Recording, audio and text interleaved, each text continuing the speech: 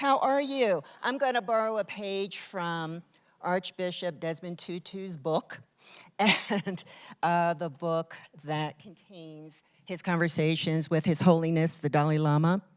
And I can't remember the page number, but he said the way to greet people is to ask the following. How are we? How are we? Okay. Well, let me introduce myself. My name is Michelle Simpson, and I'm a faculty member here at CU Boulder. I'm part of the Renée Crown Wellness Institute. I'm a faculty affiliate as well as a research associate, and have the honor of being a faculty affiliate of the CAUSE, the Center for African and African American Studies. But welcome, everyone. It's so good to see you. Maybe a way to begin, because people are kind of streaming in, and many of you have come from all the places you've come from. How about just kind of taking the room in? Just kind of acknowledging. Not in a creepy way, anybody. But acknowledging who else is in this space.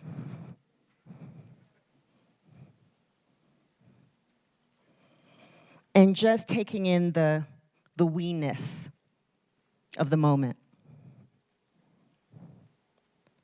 We have a wonderful program planned for you this evening. It will begin with a very special introduction, followed by curated clips of the film Mission Joy, which is the film companion to the Book of Joy. We will follow that with our panelists, an exchange with the panelists. They will exchange with one another, an exchange. And we will follow that with a Q&A. How does that sound? All right. I was going to say good, because it's what we have. It's what we've got. It's what we've got. I've got a little story for you. I've got to share this story. I've been dying to share this story. What other place? So let's roll the tape back several years ago. I was working for a very large corporation, and they put myself and a colleague of mine up at a very, very posh hotel. And I'm just enjoying the poshness. And we had been meetings all day. We were in meetings all day, and I couldn't wait to get back to, again, ensconce myself in the poshness. So I'm waiting for the elevator to take me up to a posh space where they had food laid out for posh people like myself. So I'm waiting for the elevator. The elevator doors open. And who is standing in the middle of the elevator carriage? Archbishop Desmond Tutu. I could not speak. I didn't blink. My mouth was very unattractively agape. And I just stood there. And so did he. And then he came out, and he placed one hand over this cheek, the other hand over this cheek, placed his hand on top of my head and said, "God bless you, my child."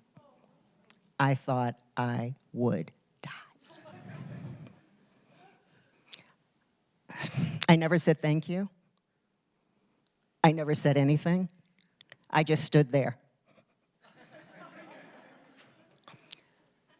I remember going back into my room, still being stunned. I called everybody I knew. Guess who I saw? But I used to keep a little book where I would write down kind of various thoughts and sayings. And I found that little book over the weekend, and I wrote in that little book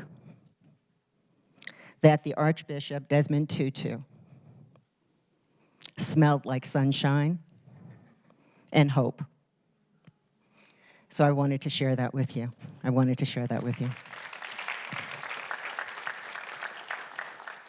I've been asked to remind everyone here that we would ask you not to record and no photos.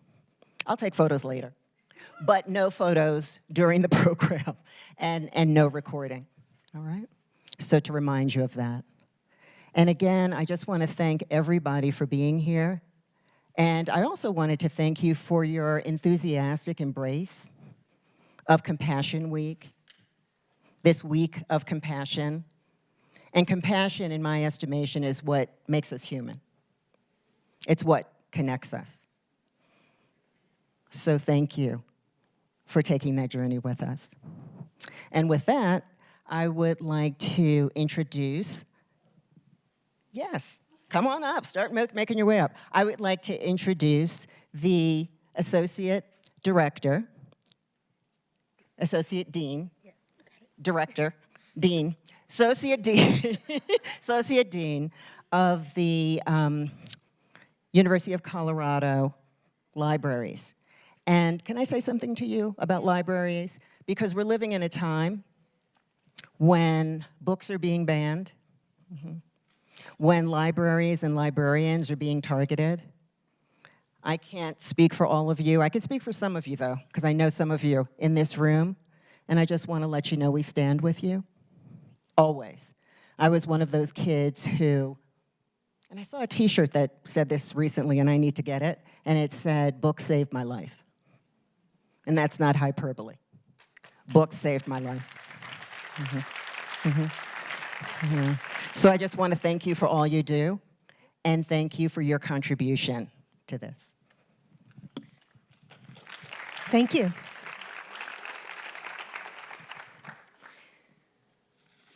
Good evening, everybody.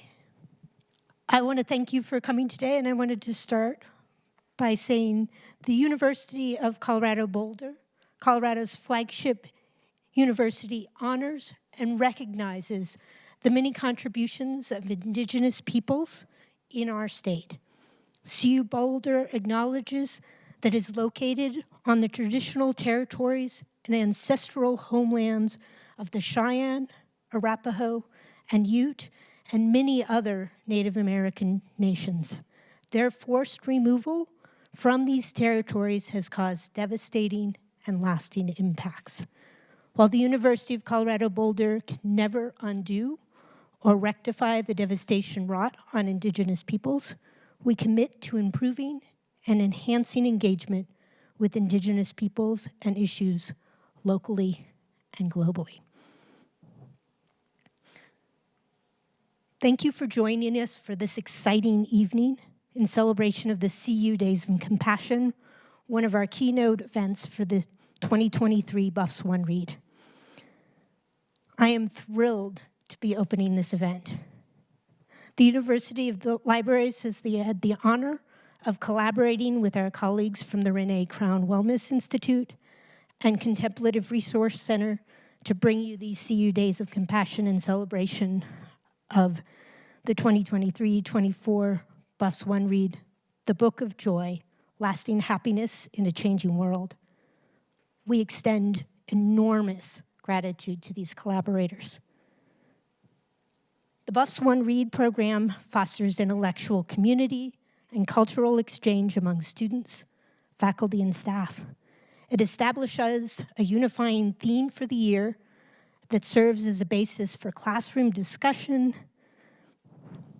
programming, social and civic development, and connection to campus. This year's theme is community care and compassion, which led to the selection of the Book of Joy. The Book of Joy is the product of a celebration of the Dalai Lama's 80th birthday, when Archbishop Desmond Tutu and Douglas Abrams journeyed to the Dalai Lama's home in Dharamshala, India. Abrams facilitated a dialogue between the two mischievous spiritual brothers, Desmond Tutu and the Dalai Lama, to uncover how to live a life of joy. In the Book of Joy, readers are invited to explore their wise teachings on joy, the science of joy, and joy practices. The stories exchanged provide a glimpse into their long lives and offer inspiration for finding joy in the face of life's inevitable suffering. This evening, we joined together to view excerpts of the book's companion documentary, Mission Joy, and to hear from our esteemed panelists. Today is Indigenous Peoples Day. As we watch this screening, I invite everyone to consider your relationships in the world, local communities, and how these themes can help you foster your own community care and compassion. With no further ado, I welcome you and thank you for joining us in our shared work to cultivate more joy in ourselves and our communities. Thank you so much.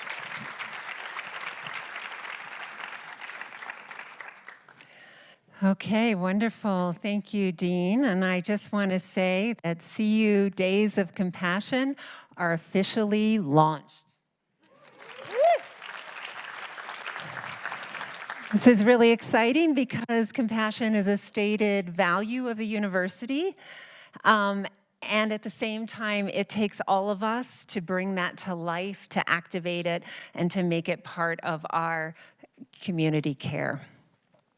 So, Mission Joy, before I actually introduce the film, Michelle reminded me that we had initially talked. I'm Holly Gailey, a Buddhist Studies professor in the Religious Studies department, about our own encounters with these figures. And so when I was just graduated from college, I made a trip to India and wound up in Dharamsala.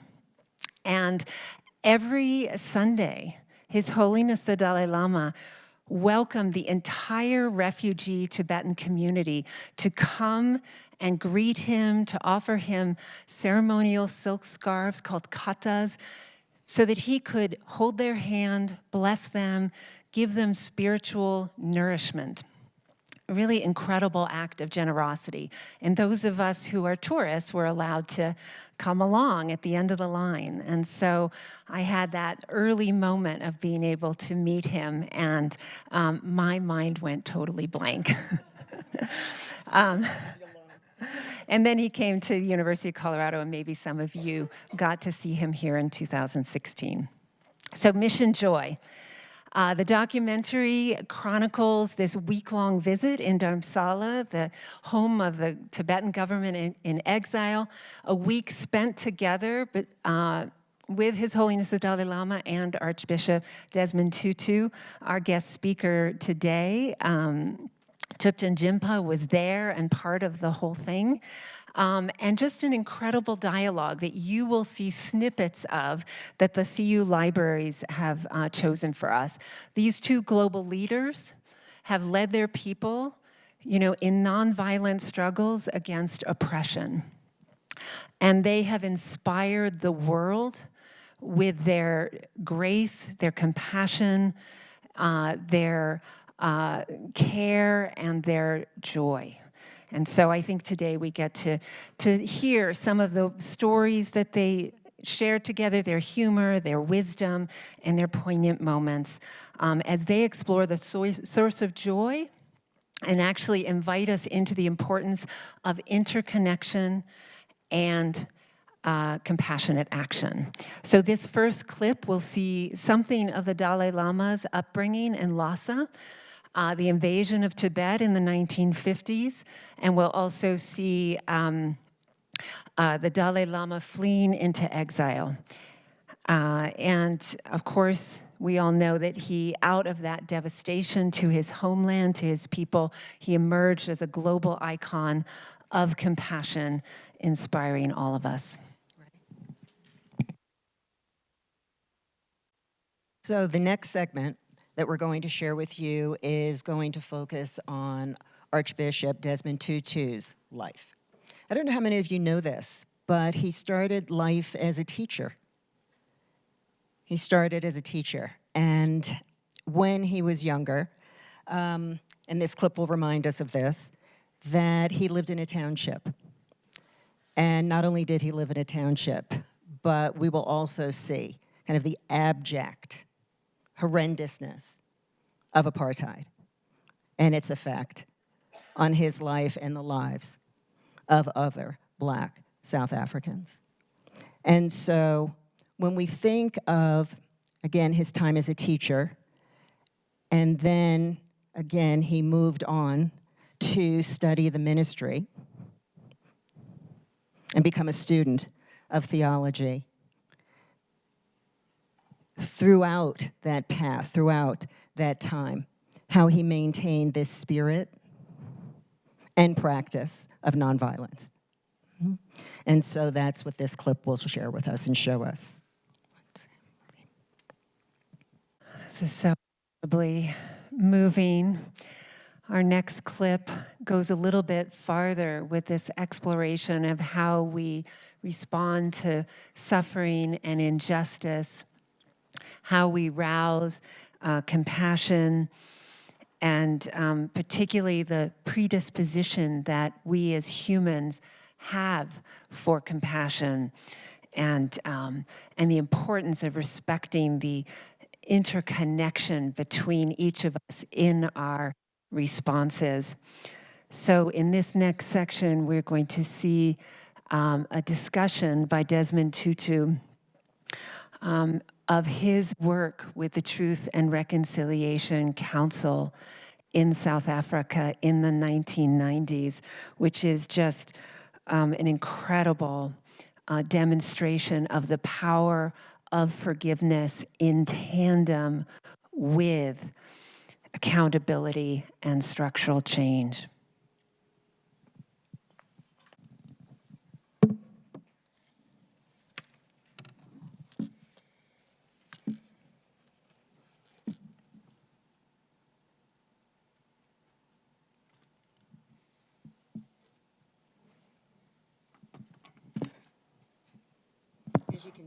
As you can see, even in the most challenging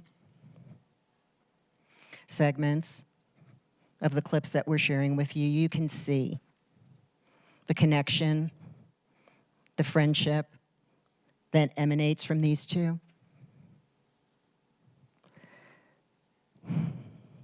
The final clip that we'd like to share with you really underscores that whole idea of what it is that connects us.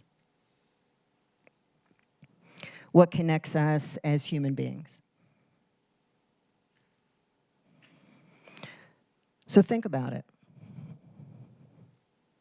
We're looking at these two individuals who came from very different backgrounds, completely different parts of the world, different spiritual traditions. But their kinship, their connection, is really based on this foundation, this centerpiece of compassion and joy.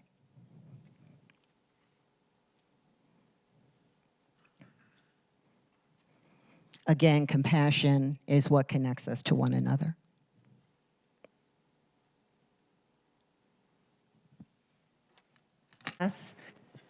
After this poignant glimpses into mission joy and the work of His Holiness the Dalai Lama and Archbishop Desmond Tutu, we have the chance to explore some of the themes that were raised in the film with our guest speakers. So let me just introduce Thupten Jinpa. Thank you for visiting.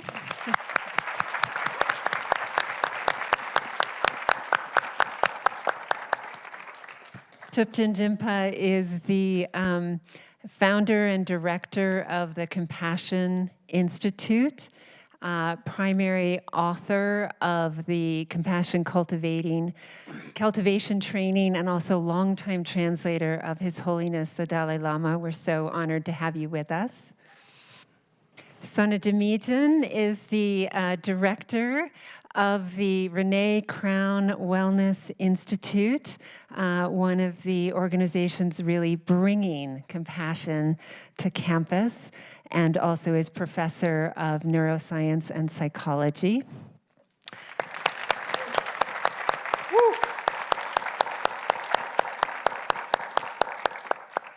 And Reiland Rabaka is a professor of African, African American, and Caribbean Studies, and is founder and director of our Center for African and African American Studies on campus.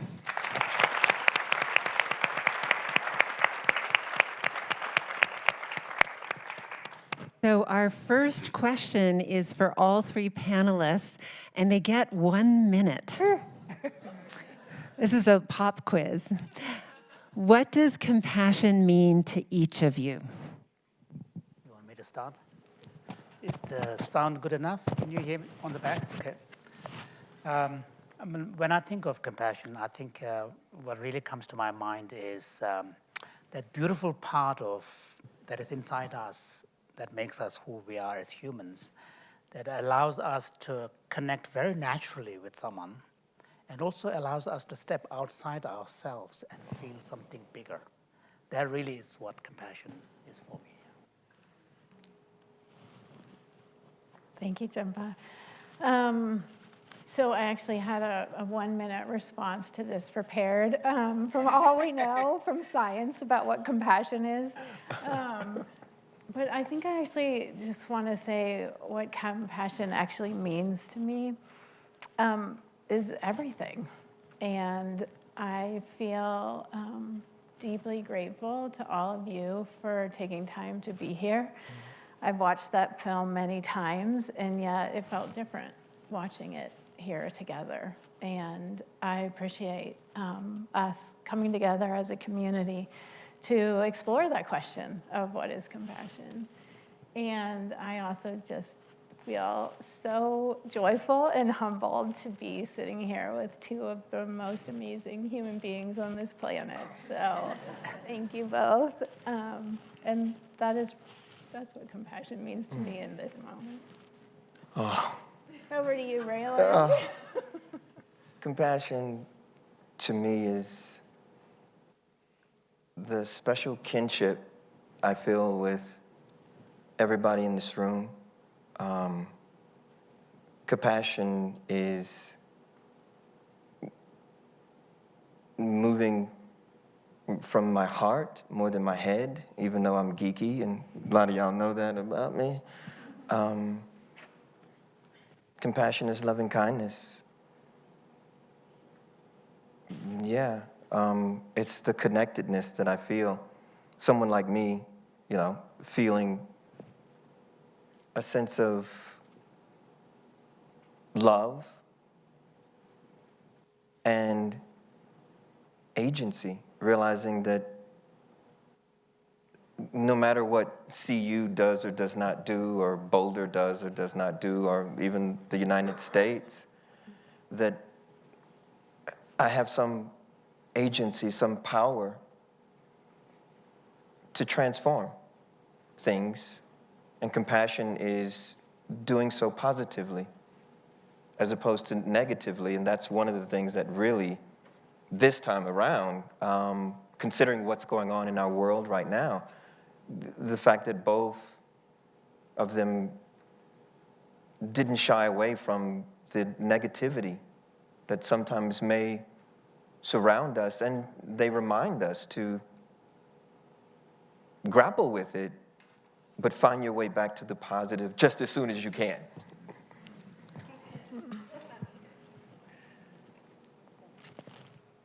That's really beautiful. Thank you. So maybe we can get into the science of compassion for a moment, since I know some people are chomping at the bits. And so this will be a question directed at Jinpa and Sona. And that is Archbishop Desmond Tutu and His Holiness, the Dalai Lama, they share such rich teachings on compassion and joy from their respective cultures and religious traditions. And so, in the Book of Joy, there's a lot of trying to bring the science of that to bear. And maybe there's a little cultural translation there or synergies there. So how might you speak to the ways that compassion can support our well-being, and that's personal and collective? And so could each of you speak to that, really the connection of compassion, well-being, maybe also resilience, gesturing difficult times that we are in? Sona, you want to start, or okay?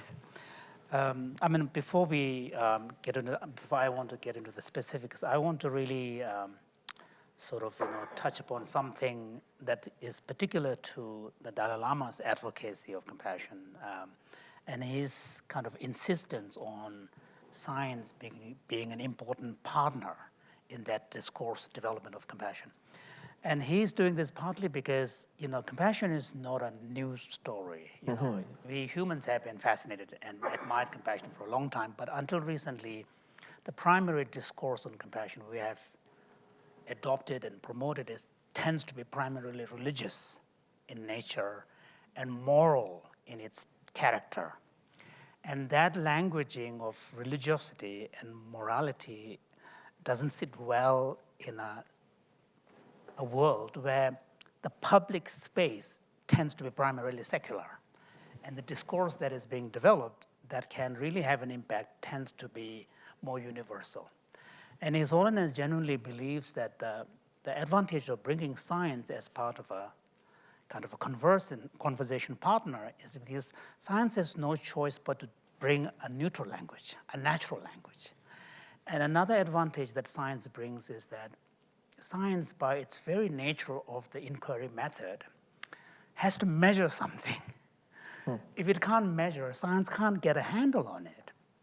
And because of that, the need to measure, somehow when science gets involved, things look real. Let me put it that way. Things look real. Teach. More Teach. real, yeah. Go ahead now. So those are the advantages science brings. And another important aspect of this is that he's aware of the fact that up until recently, the scientific dominant worldview of human nature, who we are as species, is dominated by the kind of a negative narrative that we are self-serving creatures whose primary expression is that of competition and aggression, and pursuit of self-interest is the ultimate driver of our motivation. And that picture of human nature has been hugely influential. If you dig deeper, whether it is modern economics, political theory, social science, if you scratch the surface, that is the underlying picture of who we are as species. And His Holiness wants to challenge that. And he has successfully challenged it. Today now, very few scientists would question the reality of altruism and compassion. They resisted for a long time. They tried to explain it away. I remember when I was at Cambridge, there was a book called Compassion, Consciousness Explained. So it's similar to the altruism. The scientific attempt was to explain it away rather than explain it. So now, because science is measuring it, and a lot of that has really come from animal research and so on, and increasingly, Sona will touch upon this, that we are beginning to realize from the happiness studies that if we are truly serious about even our own personal well-being, not taking compassion seriously is your own loss. So the relationship between compassion and even personal well-being is coming out. So that's the larger background on why science is being invited as an important conversation partner.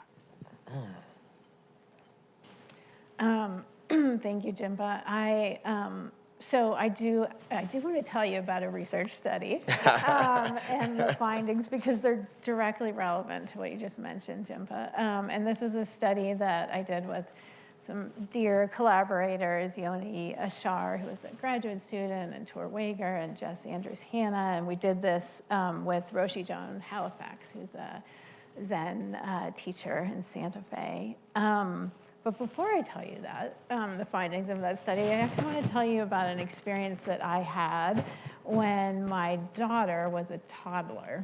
And it's important for context to understanding the findings of the study. So we were visiting family, and we were flying back into the US, and we were waiting in this really long immigration customs process, one of those super long lines. And I was holding her, and I had her here, and I had her carry-on luggage, and I was focused on what was up front, and I was trying to see, okay, how many people were ahead of us? How long were they taking to talk to the person? And how much more time would that mean that we had to wait here? And she started saying to me, pick up, pick up, pick up. And I would say, honey, I got you. I am picking you up, focusing on what was ahead.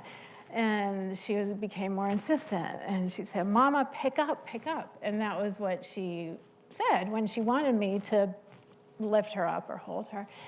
And so I was confused, and I looked at where she was looking, and she was looking a few families behind us in the line. And there was a little child, maybe a year or two older than her, who was crying, like really crying.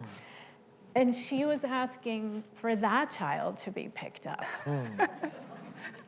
And I thought, wow, this is exactly what we heard in the film, exactly what Jinpa just said, that we have almost as a birthright this quality of compassion and care for others, this ability to attune to the suffering in our world around us. And yet, the conditions of our lives and the context within which we live constrain that over time, so that I and the other parents in that line weren't paying attention. We were somehow thinking that through analyzing and calculating, we could make this line go faster, when in fact we were all stuck in this room together. And it was the little kids who were feeling and noticing. So briefly, the study. We did this study where we asked people to come into the lab, and we showed them pictures, and we told them stories of suffering others. And we measured, as Jinpa mentioned, how they felt towards these people and these pictures and images. And we also gave everybody $100, like a real $100. And we said you could keep the money or you could give it to one of these organizations that supports the alleviation of suffering in the world. And we had people do tasks in a fMRI machine so we could see what happens in their brains. And we randomly assigned people to one of three conditions. One, a compassion meditation practice, 20 minutes a day for 4 weeks. They listened to it on an iPhone. Two, an oxytocin placebo control. We gave people little bottles of nasal spray, and we told them it was the love hormone, and it would make them more compassionate. I need that. In fact, it was just saline, but they believed it. Or three, we showed people pictures and told them stories of suffering others over this same 4-week period.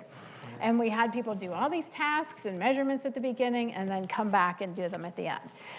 Lots of findings. I'll just focus for time on a couple. One, the people who did the compassion meditation significantly increased in the positive emotions that they felt towards suffering others. The people who had the repeated exposure, did I tell you about those folks? Yeah, who they just heard the stories and images. Over time, they became less positively inclined towards suffering others. Not only did they report this in their emotions and their sense of affection or tenderness, but they actually became less generous over time. They significantly reduced in the amount of money that they were willing to give to organizations that were focused on alleviation of suffering. And the control group was somewhere in the middle. What these findings tell us is, one, that when we repeatedly expose people to stories and images of suffering in our world without giving any tools or practices for how to respond, people are vulnerable to disengaging. They're vulnerable to becoming numb and to inaction. And yet, we also have the capacity to strengthen this inherent quality that we all hold within us. In this study, just 20 minutes a day over a 4-week period showed significant differences in people's feelings, in their behaviors, in how their brains process this information. Were the people in the control group bad people? No, they were just like me in that line in the airport. They were just like the other parent of the little kid who was crying. They needed tools and practices. So this study reminds us, I think, that there is hope. And science, I think, is important in distilling what are efficient and effective ways of connecting with one another and alleviating suffering in our world. And it also reminds us that this is an inherent capacity that we have within us. And it's really, really worth nurturing. I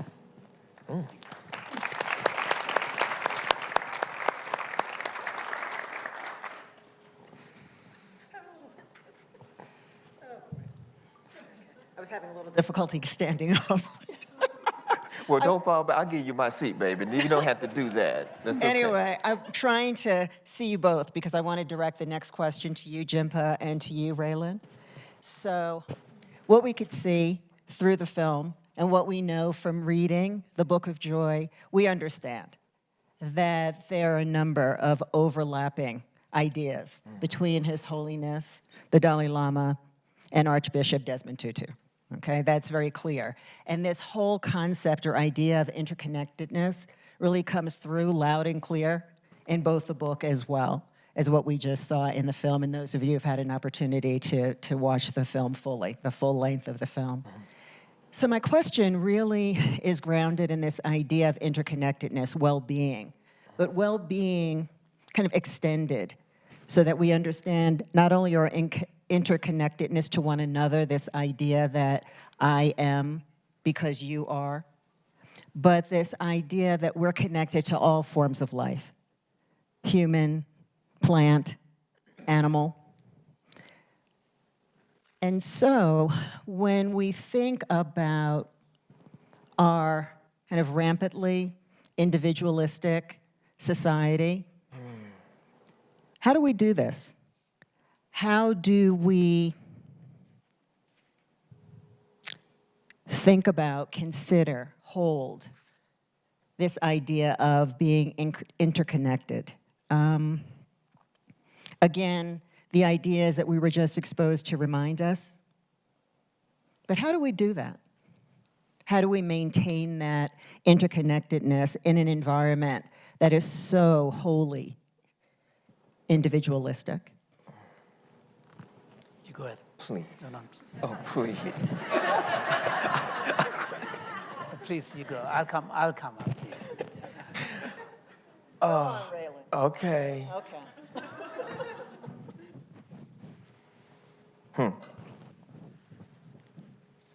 I'm just sitting with it for a minute because you asking the question is one of the ways I think that we raise consciousness about holding, care, compassion.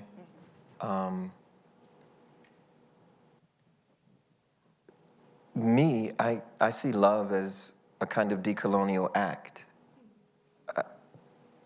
It's important for me to acknowledge coloniality in the 21st century, that it's going to look very different than it did in the 16th century or the 15th century or the 17th century.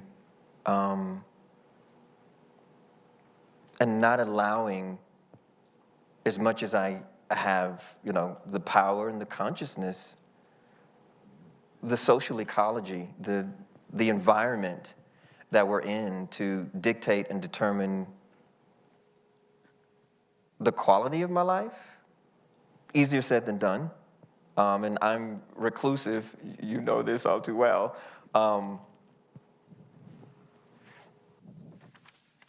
And each day, attempting to do something that is connective.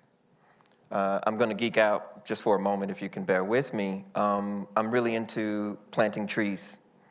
I think that I have so much anxiety about how they're destroying rainforests all around the planet, and they're deforesting, just everywhere. And so part of the interconnectedness, not simply with human beings, but also with animals, with plants, with insects, with the environment, is sort of doing what I can to give back and try to do that every day. Again, my life can be kind of crazy and hectic sometimes, but as much as I possibly can. Building it in, as hectic as things can be, especially here at the university, but making sure to build in time during the sunshine to take a walk. We've been talking about it. We need to do it, and so we don't be hypocrites. But to encourage that, and also to share that as widely as I can. There's some 18 to 23-year-olds who unfortunately like to hang out with me during my office hour, my lunch hour, and so if I'm going out to drive up to Rocky Mountain National Park quickly, I come back to teach, to plant. They actually come with me, and just last week, I think we counted over a dozen cars of folks going. They're driving their own vehicles, by the way, before y'all get me in trouble. But it was very important, and it was very beautiful to be out there. Obviously, one of the things I've learned from traveling back and forth to Africa is so that when we plant, we actually say a prayer. We want to live in this world in a way that I would like for the world to be better and more beautiful when I leave than when I came. And that's something that my 96-year-old grandmother inspired me to think about. She never got a chance to graduate high school. And so she's encouraged me, and she continues to encourage me. And this whole notion of giving more than I'm taking. And when I do that, it helps to stave off depression, negative feelings, negative thoughts. It's not just apples and oranges, but it also means that when I encounter negativity, or let's say negative forces, negative folks, I'm able to deal with it better because I'm moving from a place of balance, a kind of centeredness, an openness. Part of the interconnectedness, and I'm fixing to quit because I want to hear what you have to say, is the open heart and the open mind. And because I'm a musician, I also want to keep open ears. So I go out of my way to listen to music I wouldn't conventionally listen to. And I try to do that almost every day, if I can, to listen to things I wouldn't typically listen to. And I mean beyond the radio and what's in the commercial music realm. I'm really into a lot of alternative music. And so that's one way I feel connected. So this is where I was able to get the arts in there a little bit. You know, the arts helps me stay connected, but I'm going to turn it over now. Jinpa. Thank you. I think, I appreciate the reference to, kind of an individualistic culture and society that we're living. I grew up in a traditional Tibetan culture, even though a refugee one in India, but still it was a Tibetan community. Mm-hmm. And then coming to the West, studying in Cambridge, and so I've been in the West now for, 30-something years. So seeing the contrast, and interesting thing about, I don't see individualism itself to be a problem, because some form of individuation has to occur. The fact that each one of us has a name. It's a way of individuating ourselves. The individuation takes place in every culture. That's true. So having personal names is a very universal feature of all societies. So individuation itself is not an issue. But the challenge is more about what kind of individuation that is behind it. Now, in the traditional societies, sense of who you are as an individual is more interconnected. Mm-hmm. It's not just you as an isolated ego, like a billiard ball standing on its own. It's more like a kind of a network where there is a kind of a stronger, kind of center, which is you, and then you are reaching out.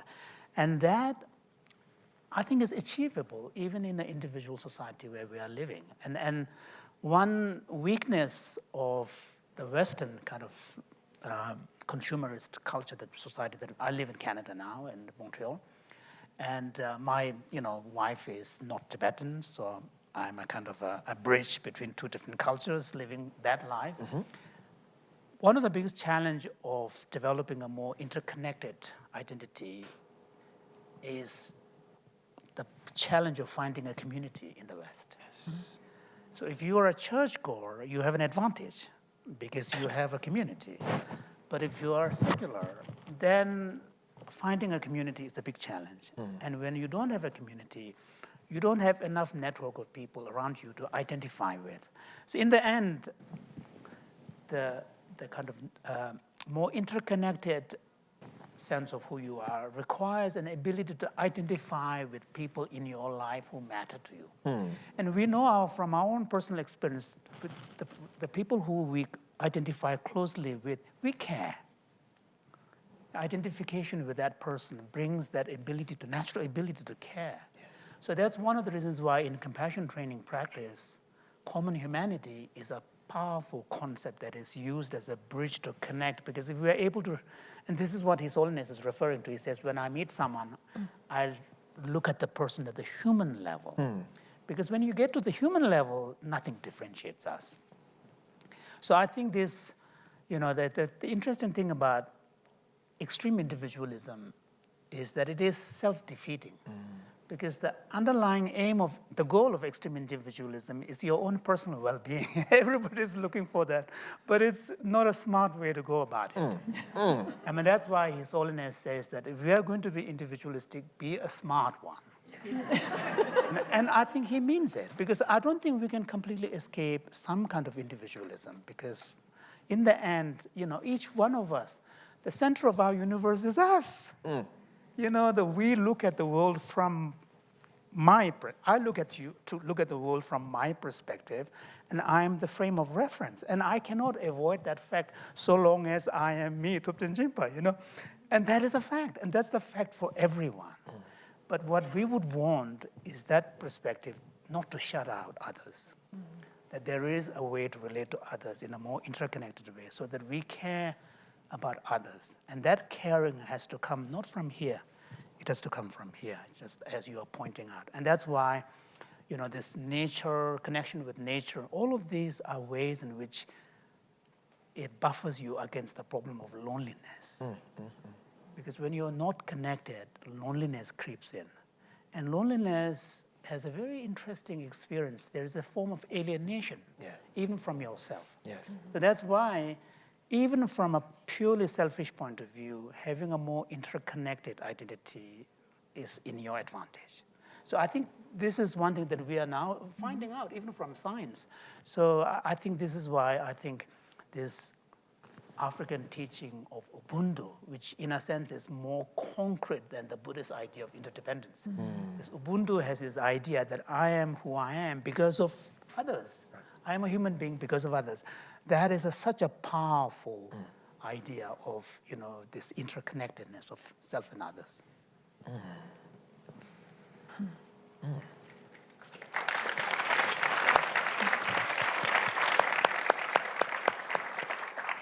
you. I'd like to direct this next question to you, Sona. And I'm to ready, you, Reiland. Michelle. Ready? Okay. I like it.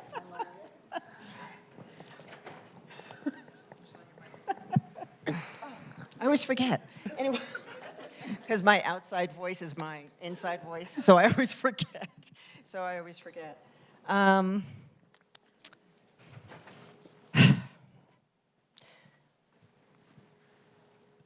We understand the essential nature of compassion. Okay. And this evening, we've heard it from both His Holiness, the Dalai Lama, as well as Archbishop Desmond Tutu. We understand, okay, that that's the centerpiece. Many of us who are here this evening have a connection, not all of us, but many of us have a connection with the University of Colorado, Boulder. And the word compassion is at our mission. It actually appears in our mission. So those of you who missed it, it's there. And my question, Sona, to you and to Reiland is, how do we, students, how do we, faculty, how do we, staff, how do we handle what is sometimes viewed as a perceived gap in that stated mission? Again, that mentions the word compassion. and what we experience.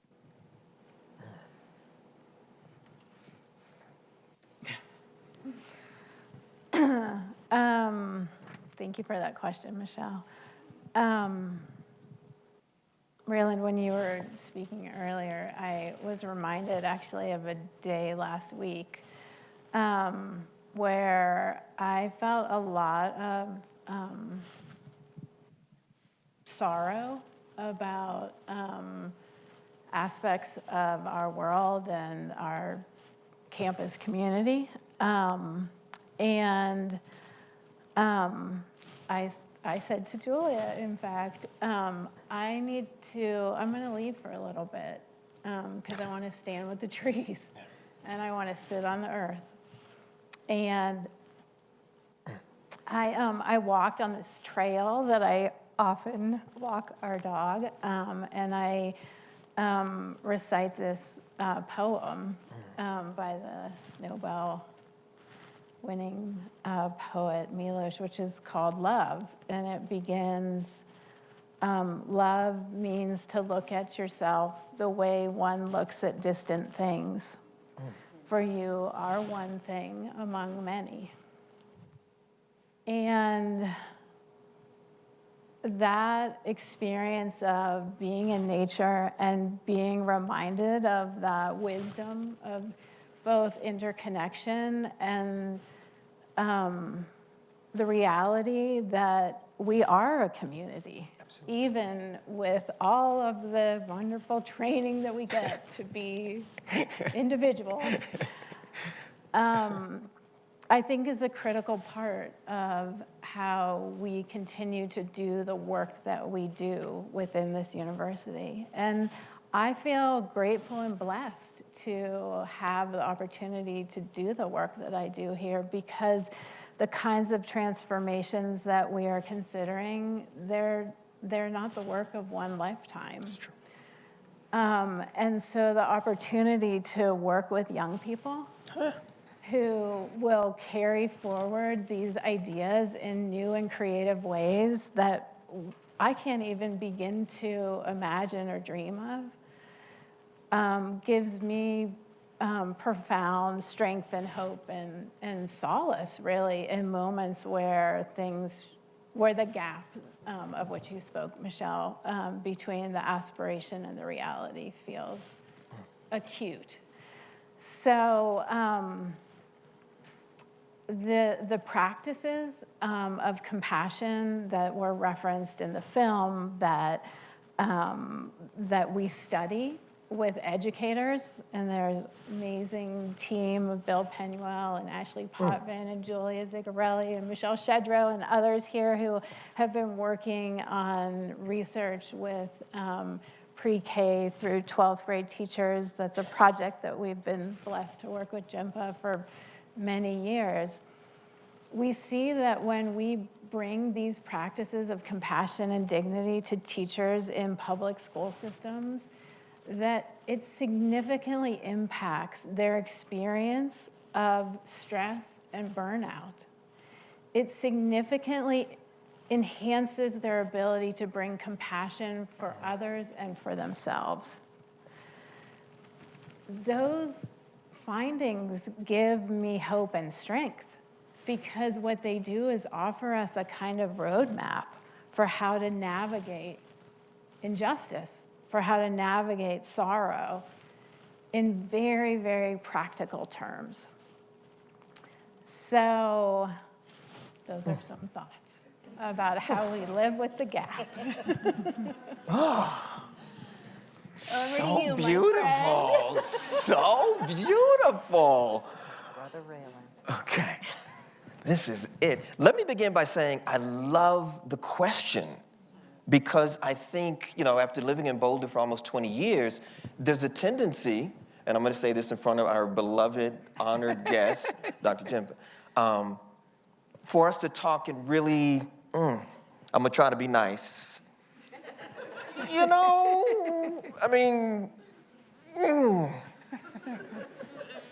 Ethereal, euphoric terms, and I like the concretization of the question. I like the fact that we're bringing it home. And there is so much that I want to say, but I'm gonna respect. I mean, when you tell me it's time up, I'm gonna quit, baby. Don't worry, don't worry. But I do want to get into it a little bit. For me, connecting the stated mission with the actual institutional practices, understanding that compassion is also about committing ourselves to institutional transformation. We're all in some way associated with various institutions, whether those institutions are religious, educational, you name it, right? I ain't gonna bring up sports. You know, some of y'all know I got a cool friend who's a head coach here. You know what I mean? Anyway, but this whole notion that all of us have the ability, compassion is also about not simply changing it for us, but making sure that successive generations will also be able to enjoy this institution, right? And I think somebody like myself who comes from the projects, who, you know, again, I'm not even supposed to be up here with y'all nice people, right? And I said this to the chancellor, if I can feel some semblance of a sense of belonging here, and we can grow that, CU might actually be what it claims it is. Because there's a lot of liberal lip service. And it's my compassion that allows me to speak the truth to you right now. See, I'm speaking from a place of love, and my words are laced with love. You know, I like when I was getting ready to chase the ball, Sona, when it ran out in the street when I was a little kid, you know, the ball rolled out in the street, and my mother took me by the ear and said, what's wrong with you?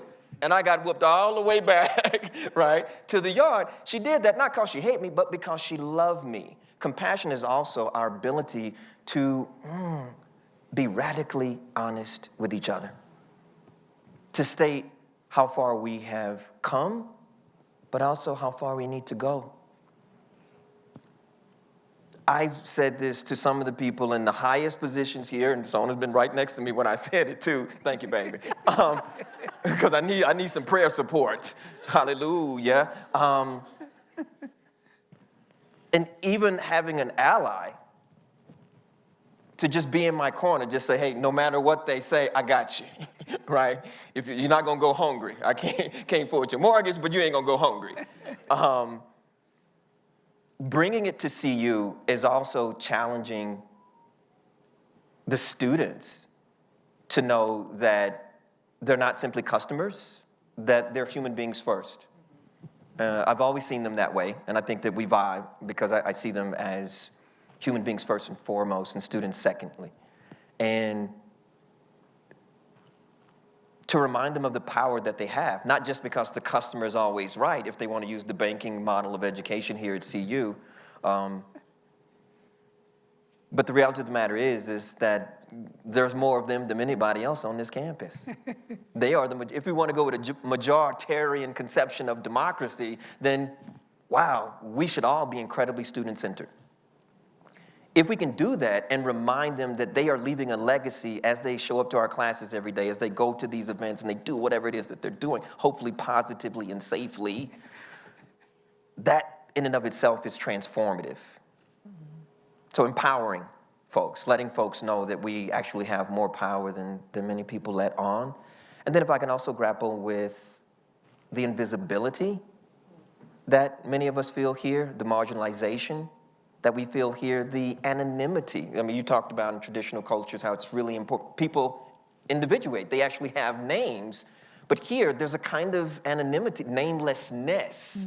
Sometimes we are afraid to name what it is that we're feeling, and I just want to, in front of our very dignified guests, I have felt high levels of cultural alienation and on this campus, but even more than that, Dr. Jinpa, intellectual isolation. So I'm a specialist in Africa, African American studies, Caribbean studies. There's not a lot of people on the campus who are doing that.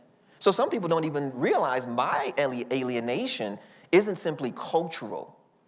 It's also what I do. There's no group, gang of people doing what it's compounded. And I think that level of suffering sometimes to transform it into saying, you know what? Anybody that shows up into my class, they rocking with Rabaka. I'm going to love them up so good. They ain't going to never want to leave this, and they're majoring left and right. You know, they come in here and say, you know, I never even knew this was a major. I'm going to do this. And so it's one of those kinds of things where we challenge ourselves to move beyond the academic discourse of talking about these things and actually setting an example and doing them, even though I suffer a lot of setbacks and it's certainly not perfect, but to sort of connect the theory to praxis, always and everywhere, as much as we can.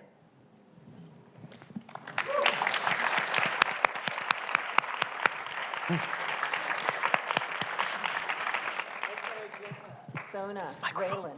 Oh. Mikey, I'm sorry. I would share mine with you. I'll get this when it's over. It's all good. Okay. So, Sona, Jinpa, Reiland, again. Are you ready for another lightning round? In that order. In that order. In that. We got a lightning round. Okay, here we go. So a minute. Okay. A minute apiece. Family Feud. Okay. Okay. You Steve Harvey. Come on. Okay, I'm joking. Go ahead, baby. Come on. Anyway, so the question is, and I think it's very timely at this point in the evening, what is our responsibility? What is our responsibility for action?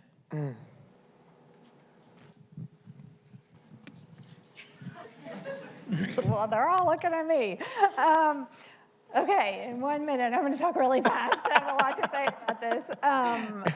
I think that when I look at the compassion practices that we have studied across multiple research studies, there are a couple of different levels of action that are essential, and they're deeply interconnected.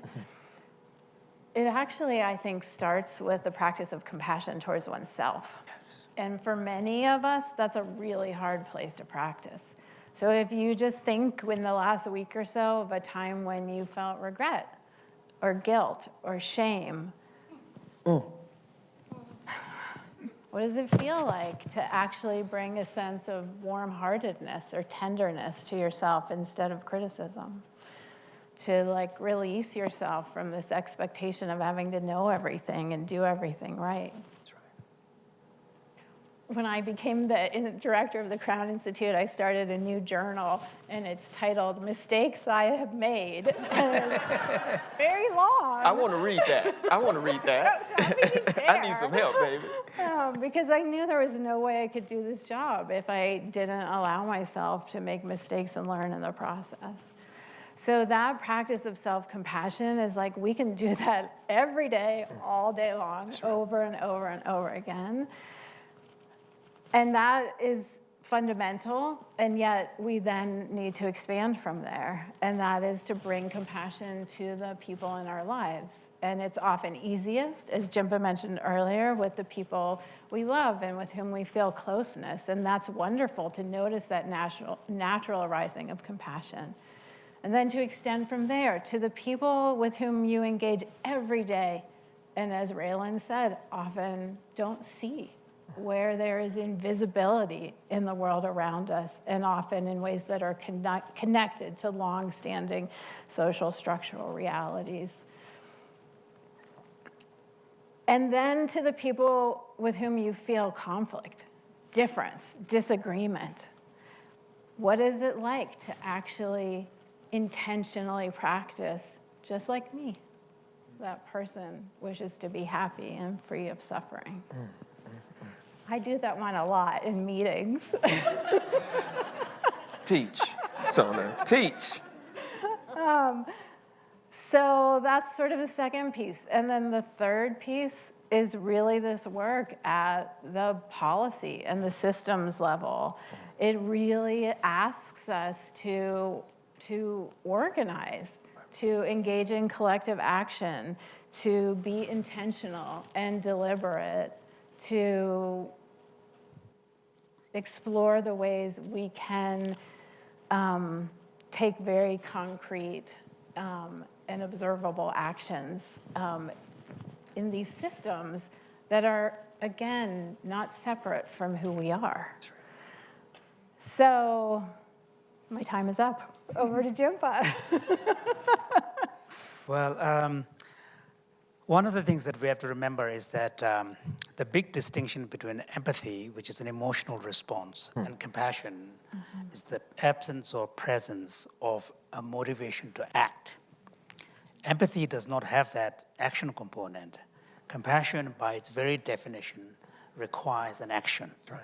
We may not act, but when we think of acting from compassion, we should not think of only in heroic terms of saving the world.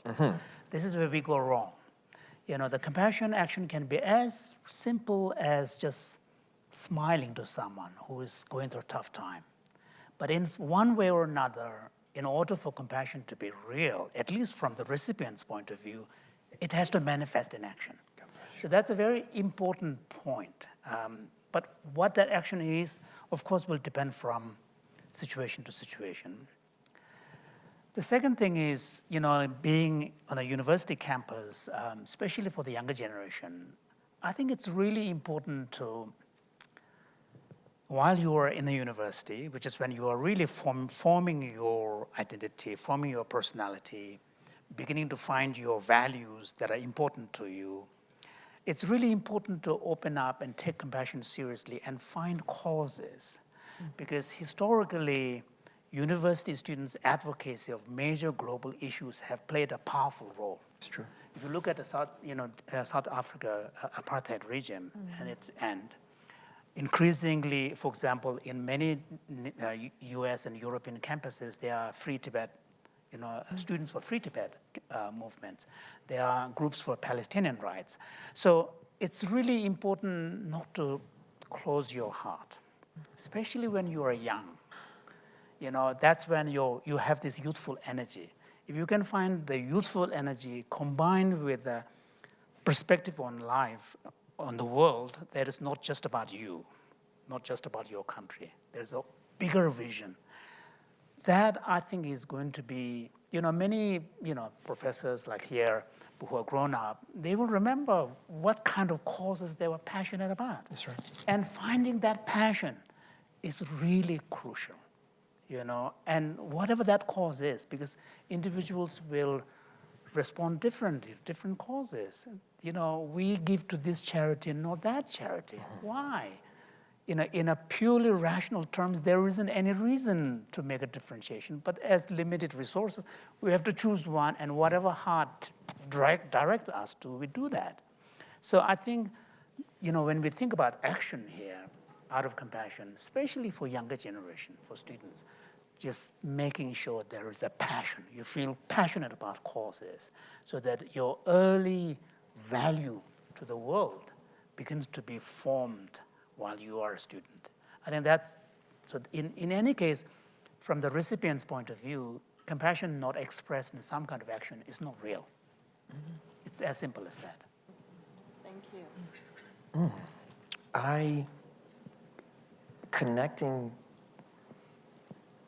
Putting compassion into action, and as you said, they can't be disconnected. For me, the first thing I thought when I heard the question was, this is something that they taught me being active in the Black Lives Matter movement for almost the last decade. Everybody deserves space and grace. Everybody deserves space and grace. And if we look at one of the most electrifying movements that has happened in the United States of America in our lifetime, so this wasn't me teaching the students about the civil rights movement or the women's lib movement. This is happening right here, right now in real time. And to see how many allies joined with us in real time, how many understood the damage it does to keep seeing these images over and over again of people that look just like me, constantly slaughtered, murdered and everything. So that's the first part, that an actual social movement in our time schooled me, right? Helped me evolve and grow intellectually, spiritually, politically, culturally. I could go on and on and on. And then self-care, the importance of self-care. That self-care is not selfishness. My grandmother, she's 96 years old, and she's the great love of my life. I'm gonna have to call her before we go to dinner, because this is how it goes. And she constantly reminds me that I'm gonna be able to do more for others if she actually says it this way: save some of yourself for yourself, Reiland. She says every time I talk, if I get off the phone, she's gonna say, now remember, baby, the way she said baby, just, save some of yourself for yourself. It's also acknowledging my students or my teachers. Some of my beautiful colleagues who I get a chance to interact with are constantly schooling with me and staying open-minded. That's why I'm at the university. It ain't because I think I know everything. I know I don't know nothing, and Michelle reminds me all the time I don't know very much. Oh, yeah. And so that openness, and then just to close out, don't get mad. Just give me, come on. I feel like Jimi Hendrix at Monterey, baby. I'm playing above the line, outside the line. I want to close out by saying, for me, it's the constant reminder that love is an action. There are too many people in this country, perhaps around the world, who say, I love you. You have to show it. You got to do something with that. You can't just say it. I'm not going to bring up patriarchy right now. How many of them will say how much they love you, but come on, you got to show me. In hip-hop culture, they say, stop talking about it, be about it, right? That love is actional. Real love is actional. Real love is unconditional. They don't know nothing about race, gender, class, sexuality, nationality, ability, disability, immigration status. They don't care about it. Real love is transcendent. It goes above and beyond all these little human-created categories that are actually dividing us oftentimes instead of bringing us together.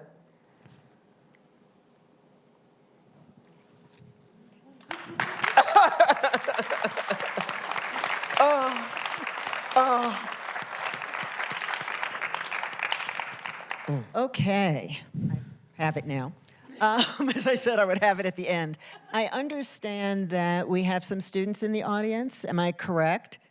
And I think, looking at the time, we may have time for a question or two. So, anyone have a question? Anyone have a question? Yeah, yes, sir. Mm-hmm. First and foremost. She's coming with the. Mm-hmm. First and foremost, Blessed Indigenous Peoples Day. Dan and Aho. The question I have is, how can we as students advocate for tolerance amongst diverse religions and the benefits in a campus setting, just as the Dalai Lama and Archbishop were discussing? You go ahead. Who wants to take that? No, you go ahead. I would love for our Pick that. community to learn from you in that question, Jinpa. I think, university period is one of the most valuable periods in one's life. I'm father of two young girls, 24 and 26. And that's one thing when they've started going to university, I told them that just don't think of university only as a place of academic learning, because university is more than that. Because academic learning, you can learn from books, you can take online classes, but university is a period when also that's when you are beginning to assert your own individuality away from your parents' shadows. That's also when you are discovering who you are and also discovering what matters to you, what drives you, what inspires you. And in that kind of situation, learning to open your heart. And that's also an experience, university is the opportunity where you're going to be exposed to people from very diverse background. Mm-hmm. Whereas you may have been brought up in a very, sort of homogeneous community. For example, the Tibetans, when I grew up only among Tibetans. So that's why when I went to Cambridge to study, it was a bit of a shock. So, but that shock can be very destabilizing because it's disorienting, because you can't rely on the normal kind of expectations that you have relied on, but that's also a fantastic opportunity to become stronger. So I think this exposure to diversity is actually an amazing opportunity to be able to discover who you are and also learn to connect with people at a very human level. You know, it's much easier to connect with people who speak the same language, who look like you, who goes to the same church. But it's when you have the opportunity to be in a situation where there are people from diverse background, then the ability to connect with them naturally, viscerally, is a powerful experience. So I think just being able to appreciate that and looking at the university experience as not just there to get a degree which will give me a job. It just, yeah, of course, that's one of the key purposes. So, but looking at from the point of view of those 4 years, in North America, it's a 4-year. In UK and the Quebec system, it's a 3-year, but still 3 to 4 years is a big chunk. And that is a time at a point in your life when you're in this very important juncture in your life. And just taking that appreciation of the opportunity that the university life offers, I think that's probably one way to really open their heart. Because once they experience it, then people will appreciate it. Sometimes people bring resistance to appreciating it, but once you experience it, then you pursue it. That's one of the reasons why joy has to be part of experience. Mm-hmm. This is one thing that we learn from Buddhist psychology. Will may be powerful to get you to do something, initiate something, but will alone cannot sustain that motivation. To sustain that motivation, you need to find a joy in that pursuit. And once you enjoy it, when the joy comes, then it becomes effortless. All right.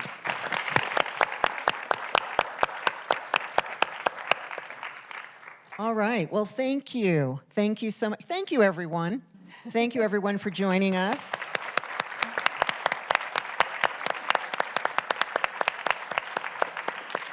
Thank you so much to our panelists. This was really a beautiful discussion, such a wonderful addition to watching the film Mission Joy today. Just a few announcements. The first and most important is that tomorrow on the Norland Quad, this is the lawn in front of Norland Library, west side by the mountains, Thupten Jinpa will be leading us in a guided compassion practice. So if all of this talk of compassion has made you curious, well, how do I do it? We'll actually hear from one of the leading experts and voices on compassion. So please spread the word and join us tomorrow. In addition, there are a whole slew of activities. Wednesday, there are open houses, and all of you should have gotten this bookmark. And please flip it over and notice that there is a code on the back that you can scan to find out about these open houses, and also a series of book clubs and guided practices on the 8 pillars of joy, which are unpacked in the Book of Joy, but will also be unpacked by university library staff for the book club, and a wonderful suite and collection of faculty and staff affiliated with the Renée Crown Wellness Institute and the Contemplative Resource Center to help bring these bring these 8 pillars of joy to life in practice. So more information here or out on the table with the libraries. And I think the last thing to say is thank you to our collaborators and all the wonderful staff who made this happen from the university libraries, the Crown Wellness Institute, Contemplative Resource Center, Leah, Caroline, Cynthia, Michelle, Elle, and Carolina, and on. So many people. Thank you all so much for coming. Hope to see you tomorrow. And everyone, I just wanted to ask you as you leave to not only go with compassion, but with love. Have a wonderful evening, everyone.